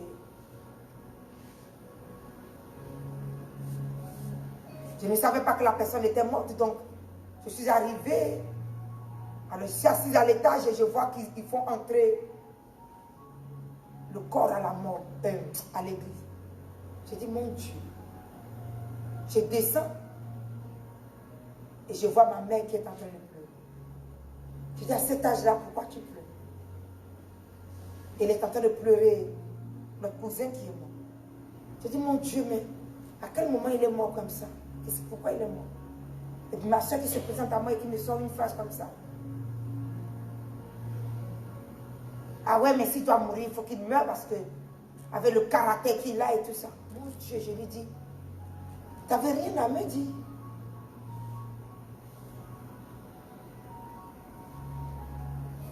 Elle m'a sorti, j'ai oublié que tu étais pasteur. J'ai dit, est-ce que tu n'avais rien à me dire? Dieu t'a établi juste de la personne. Est-ce que Dieu t'a établi? Tu étais dans son foyer, tu as vu. Sa femme a dit quelque chose, mais est-ce que toi, tu as vu?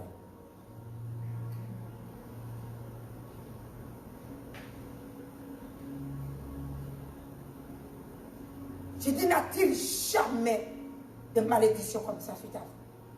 Sors de là où Dieu t'a pas placé. Ne devenons des juges parce que quelqu'un a dit quelque chose. Non. Tu as entendu, mais tu n'as pas vu. Maintenant, tu ne vas pas te positionner. Il dit non, tu cherches le juste milieu. Tu as parlé avec ton cousin. Il t'a dit ce qu'il n'allait pas. Et pourquoi j'ai parlé avec lui, sa femme a dit, j'ai dit, ah bon? Tu n'as pas parlé avec lui et tu le juges à sa mort. Tu sais ce que c'est. Et après, il vient me voir et me dit, oui, maintenant je suis venu pour te compter. Il dit, tu descends s'il te plaît. Je te respecte pour grande soeur, mais tu descends. Tu n'as rien à me dire pour ces choses-là. Tu ne sais pas pourquoi. Tu ne sais pas pourquoi. Quelqu'un a dit, tu n'étais pas là. Tu n'as pas vu. Tu n'étais pas là. Respectons les choses, les gens et ce que Dieu fait. Et après, très calme, elle est allée, elle a réfléchi.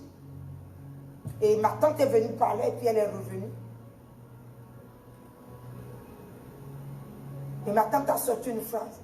Il a souffert jusqu'à il est mort.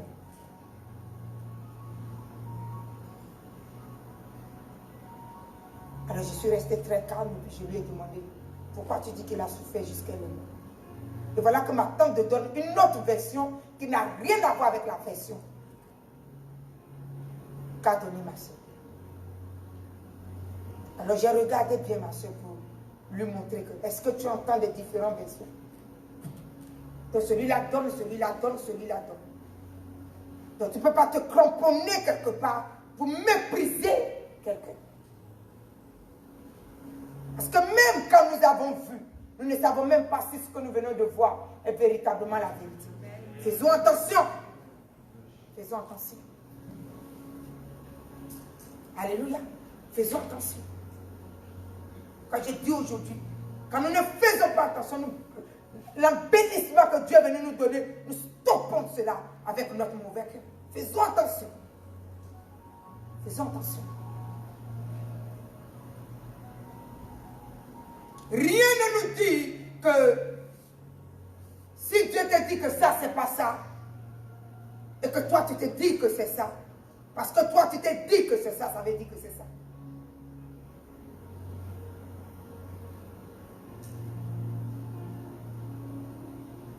Nous sommes venus à la grâce et nous sommes montés, nous devons monter au trône. C'est là que Dieu montre les grandes vérités.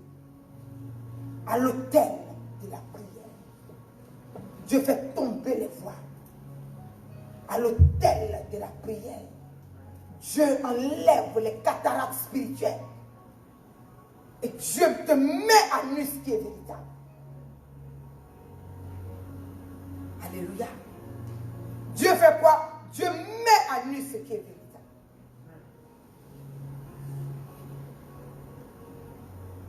Alors gérons ce que nous sommes.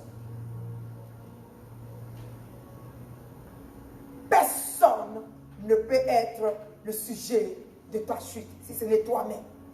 Parce qu'en Jésus-Christ, personne n'est chute. Et si nous sommes mauvais dans notre cœur, nous avons fait notre chute. Alors aujourd'hui, nous sommes venus à une grande grâce. Positionnons.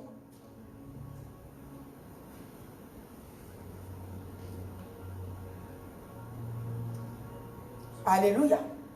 Positionnons nos vies.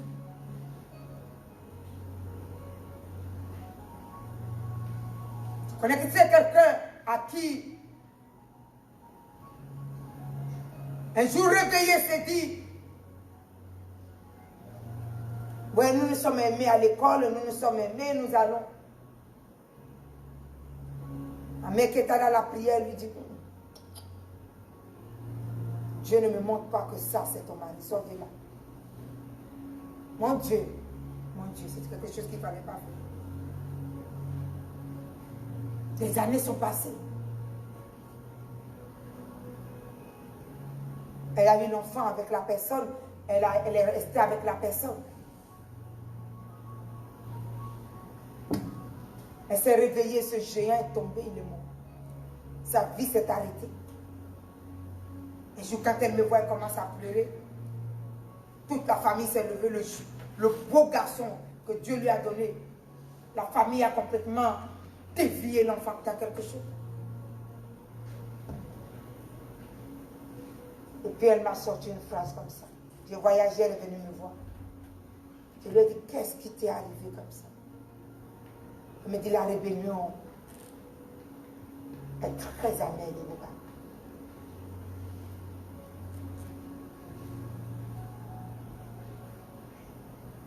Alors qu'elles étaient deux à qui cette parole a été adressée, et l'autre s'est dit, bon, mais si ce n'est pas, je l'ai connu et tout ça, comme il a fait de grandes études, mais si Dieu m'a dit non, aujourd'hui cette personne s'est mariée et sa vie s'est stabilisée. L'autre a dit, ah non, de quel droit? Toi, ma mère dit toujours, quand quelqu'un s'abstine, il ne faut pas mettre ta main. Tu le laisses, il avance. Je dis non seulement elle pleure. Donc quand Dieu te dit que ça, ce n'est pas bon, pourquoi tu n'arranges pas ton cœur pour que Dieu te donne de nouvelles grâces? Non, vous allez partir dans un mépris, dans l'orgueil et tout ça. Vous noircissez vos vies. Alors qu'on est venu à l'église pour grandir. Vous noircissez vos vies, après vous cherchez maintenant des vengeances bidons. Et puis vous mettez la grande vie que Dieu est venu vous donner, vous la positionnez complètement par terre et vous êtes assis dans la poussière. Sortez de l'orgueil. Sortez de l'orgueil. Alors aujourd'hui, je vais dire à quelqu'un, nous sommes dans un temps et nous partons quelque part. Et le temps que vous voyez est un temps mauvais. Tous ceux qui sont en train de chercher leur propre vengeance, tous ceux qui sont en train de chercher leur méchanceté, tous ceux qui sont en train de prendre des décisions démoniaques, vous allez voir, vous allez payer un prix très cher. Sortez de là et positionnez-vous. Dieu est le seul sauveur qui est venu nous sortir de la malédiction. Sortez de là. Quittez ces choses, ça ne va pas vous arranger. Nos vies sont trop nobles, nos vies sont trop embellies pour laisser l'ennemi venir s'emparer de ça. Quelque chose ne va pas, sors ton pied. Repositionne-toi avec Dieu. Dis à Dieu maintenant, donne-moi ce qui est à moi, il te donne. Dis à Dieu seulement, bénis-moi et Dieu te bénit. Dis à Dieu seulement. Non, vous êtes hypocrite et vous êtes là. Vous nourrissez vos méchancetés, vous êtes là. Vous vous dites, personne ne me voit, mais moi je suis en train de me venger. Regardez vos vies. Oh, regardez un peu vos vies. Il faut sortir de quelque part où Dieu ne t'a pas mis. Sortez là. Alléluia. Sortez de là. Embellis, Dieu a fait de toi. Embellis, Dieu a fait de toi. Le jour seulement que Jésus t'a appelé, tu es un géant. Tu es une géante. Alléluia.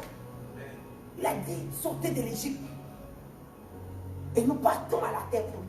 Tous ceux qui se sont rébellés en chemin et qui n'ont pas accepté sont tous morts. Tous ceux qui ont pris l'humilité et ont dit Dieu nous amène quelque part. Nous voulons expérimenter. Il est Dieu. Il ne se trompe jamais. Tous ceux-là ont mangé les fruits de la grandeur. Nous sommes venus à la grandeur. Alléluia. Ne laissons pas les méchancetés héréditaires nous rattraper. Ne laissons pas nos manières de penser bidons nous rattraper. Nous sommes venus à la grandeur. Il a dit sortez de l'Égypte. Mais mon ami, tu sors de l'Égypte et tu ne cherches plus à savoir. Maintenant, pendant que vous marchez, s'il y a les serpents et les c'est que Dieu a voulu, eh bien nous marchons seulement. Nous sommes à l'autel de la prière. Nous forgeons des caractères d'amour et de grâce. Et nous avançons. Et nous avançons. Et les grandes choses sont pour nous. Dieu ne se trompe jamais. C'est nous qui pensons que le fait qu'on a vu un serpent sur le chemin et qu'on a vu une montagne et qu'on a grimpé quelques collines, ça veut dire que Dieu s'est trompé. Dieu ne se trompe jamais. Alléluia. Mais là où nous aplanissons notre marche et que tout ce qui est montueux devient plat et que les victoires sont palpables, c'est à la prière, à la montagne de la prière. Dis Amen, Amen. Amen. Alors aujourd'hui, Dieu est venu nous dire, montons à la prière. Et cette année, ces fins d'année jusqu'à l'année prochaine, nous allons encore renverser des grandes choses et nous allons être à la hauteur. Sortons de la méchanceté. Sortons de la méchanceté. Ça n'a jamais rien donné à personne.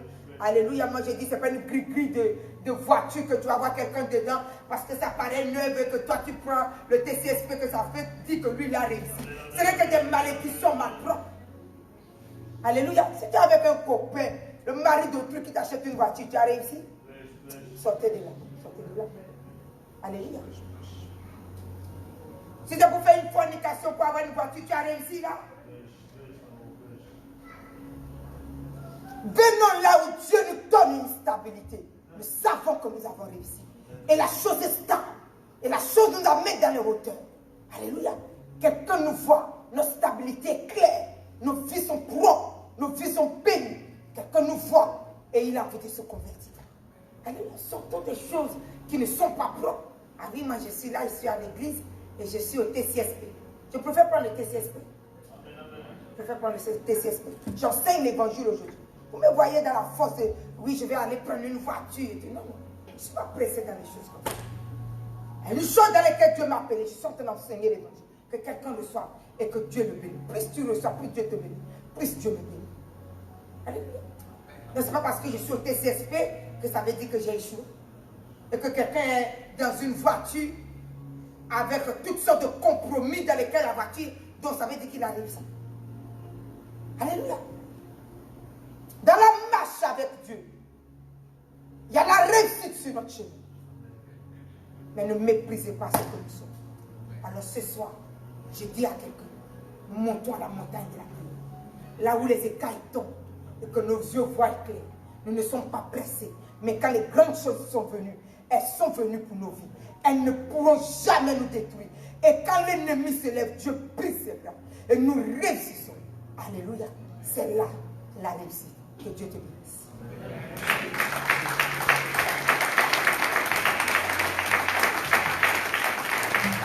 On va se lever. Et tu vas dire à l'Éternel de te propulser. Alléluia. De te raviver dans une gloire. De la puissance de la prière. Amène-moi dans l'onction de la prière. Amène-moi dans l'esprit de la prière. Amène-moi dans la volonté de Dieu dans la prière. Alléluia. Et dis au Seigneur, j'ai une grâce pour laquelle tu m'as créé. À la prière, déverse-les sur ma vie. Parce que c'est là que ce qui nous appartient, nous les obtenons. Une fois que Dieu nous amène à la prière, nous sommes bénis. Alors ce soir, reçois l'onction de la prière. Alléluia. Recevez l'onction de la prière. Soyez ravivés dans cette onction de la prière. Où vous vous arrêtez et vous changez les malédictions en bénédictions. Soyez ravivés. Alléluia. Mais ne soyez pas dans les choses que Dieu ne vous a pas données. Et c'est ce que vous voulez. Et parce que Dieu ne vous le donne pas. Alléluia. Vous en voulez à Pierre, vous en voulez à Paul. Alléluia. Ça c'est voler les grâces. Et il faut sortir de ça. Ce sont des malédictions. Quelque chose que Dieu ne t'a pas donné, tu vas toujours faire parce que Dieu ne t'a pas donné. Donc commence à dire au Seigneur de t'amener dans les profondeurs de la prière, de te raviver dedans, de te restaurer, de te régénérer dans la prière, de te remplir de la prière. Alléluia. Et à la montagne de la prière, quand tu vas ouvrir ta bouche, les petites choses comme ça que tu vas demander, Dieu va les faire dans les comme des grandes bénédictions sur ta vie. Pour te donner ce qui est à toi. Parce que tu as désiré avoir et que Dieu ne t'a pas donné. Et pour lequel tu passes de l'enfant de Dieu à la sorcière. Sortez de là et prenez ce que Dieu est venu vous donner. Ce que Dieu nous donne. On n'a pas d'effort à faire, ça vient seul dans notre vie. Et ce soir, recevez ces grâces. Alléluia. D'obtenir ce qui est à vous. Au nom puissant de Jésus-Christ. Recevez ce que Dieu est venu donner à votre vie dans le pouvoir du nom de Jésus-Christ. Soyez bénis ce matin, cet après-midi, et que Dieu puisse encore vous remplir. Levez vos cœurs vers le trône. Je vous ai dit quelque chose la dernière fois dans le livre de Proverbes 24. Si aujourd'hui ta force est la détresse, mon ami, alors, quelle déception. Mais il a dit, nous sommes venus à une nouvelle grâce, toutes choses deviennent une onction. Reçois cela ce soir. Reçois cela. Reçois cela ce soir. Fais que là où tu t'arrêtes, quelquefois, que là où tu t'arrêtes, la bénédiction soit. Alors les prédicateurs, les prêcheurs de la bonne nouvelle, ce soir, élève tes mains vers le trône. La Bible nous dit qu'ils ont prié. Désirons maintenant cette onction de la prière. La Bible nous dit qu'ils ont prié. Et l'assurance est tombée sur leur vie. Ils ont prié. Alléluia. C'est les apôtres Paul. Ils ont prié. Et aujourd'hui, quand ils arrivent quelque part, il y a une solution. Ils ont fait quoi? Ils ont prié. Recevons cette onction de la prière. Recevons cette onction et le feu de la prière. Que Dieu vienne t'équiper dans cette onction.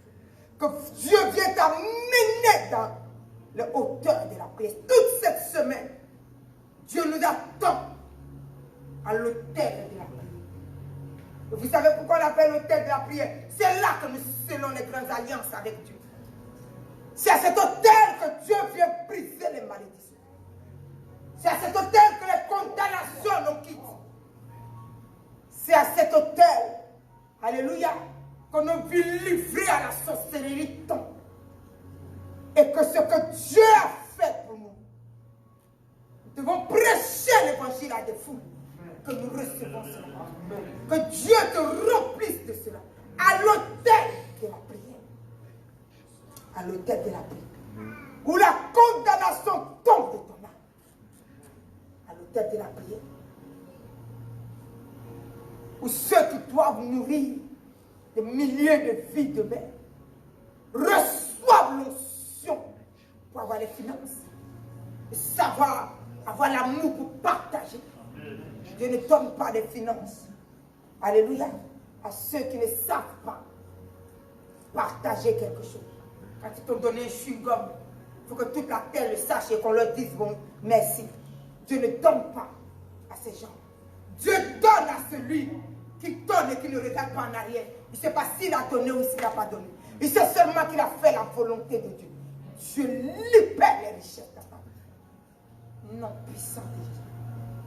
Ni orgueil, ni suffisance, ni méchanceté n'accompagnent ce que Dieu nous donne. Mais ce que Dieu nous donne sont des choses simples qui arrivent dans notre vie. Et nous avons les cœurs simples comme des colons. Parce que nos vies sont là pour impacter la vie des autres et pour bénir la vie des autres. Alors recevez-les maintenant dans le pouvoir du nom de Jésus-Christ. Recevez cette grâce au nom de Jésus. Et que l'onction de la prière, l'onction de la puissance de la prière, l'onction de la gloire de la prière, l'onction de l'efficacité dans la prière, l'onction de te lever et de parler à Dieu et Dieu répond, soit libéré dans ta vie aujourd'hui. Et que Dieu vous bénisse, que Dieu vous bénisse. Et c'est au nom puissant de Jésus que j'ai prié. Nous disons Amen. Et nous acclamons ici.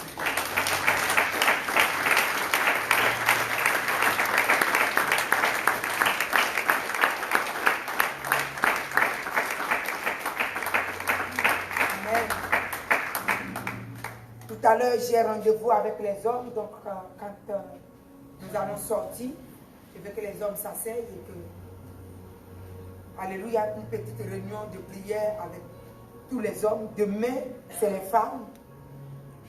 Nous devons préparer notre Pâques. Alléluia. Le temps que Dieu m'a donné pour préparer la Pâques avec son Église. C'est le même Dieu qui m'enseigne d'obéir aux autorités.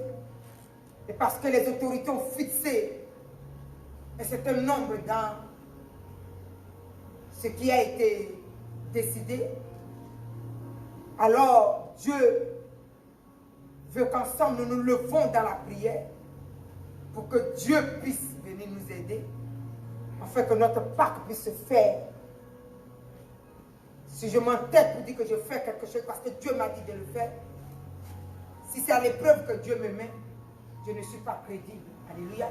Car la Bible m'enseigne que je dois demander au peuple d'obéir aux autorités. Alléluia. Les autorités établies par Dieu sont de Dieu. Amen. Donc aujourd'hui, je ne peux pas m'opposer, mais je peux rester à préparer le peuple à la Pâque jusqu'à ce que Dieu me dise c'est aujourd'hui. Parce que la date que Dieu m'a donnée, je lui ai remis dans les mains. Je lui ai dit, Seigneur, tu as dit que nous allons faire la Pâque. Et que les autorités ont procédé autrement. Je m'attends. Je n'irai pas dans une rébellion. Parce que je veux que tu bénisses ton peuple et que tu me bénisses. Tout ce qui est rébellion n'est que la mort. Je n'irai pas. Tu m'as toujours enseigné que l'autorité vient de Dieu. Amen. Donc, cela a fait que je me suis repositionné devant le trône de la grâce. Dieu m'a seulement dit, prépare le peuple à la Pâque. Tu vas le faire. Prépare seulement le peuple à la Pâque. Donc, pour te préparer à la Pâque, c'est sur le trône de la prière que notre Pâque nous serons donnés. Amen. Donc, que Dieu vous bénisse. Que Dieu vous bénisse. Nous sommes en train de nous préparer à cette Pâque pour que le jour que nous la recevons et que le reste des temps puissent être des bénédictions pour nous. Amen. Soyez bénis et nous nous préparons à tout ça. Demain, les femmes, toutes les femmes, nous avons la réunion. Toutes celles qui doivent prier, nous sommes là depuis 17 h. Alléluia. Demain. Et jeudi aussi. Nous nous préparons à la montagne de la prière. Que Dieu vous bénisse. Celui qui a son offrande puisse s'approcher pour nous.